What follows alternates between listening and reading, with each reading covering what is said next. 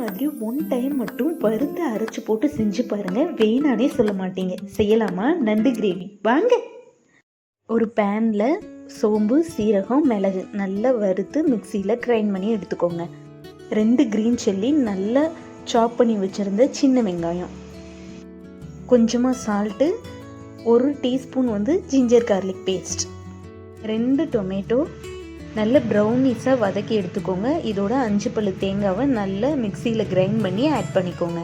நான் ஸ்டார்டிங்லேயே ஒரு 1/2 டீஸ்பூன் சோம்பும் இதில் ஆட் பண்ணியிருக்கேன். 1/2 டீஸ்பூன் டர்மரிக், அதோட நம்ம வீட்டில் மசாலா அரைச்சி வச்சுருக்கோம்ல குழம்பு மிளகாய் தூள், அதில் 1/2 டீஸ்பூன் ஆட் பண்ணியிருக்கேன். அதோட நம்ம ஸ்டார்டிங்லேயே அரைச்சி வச்சுருந்த சீரக, சோம்பு, மிளகு மசாலாவை இதோட ஆட் பண்ணிக்கோங்க.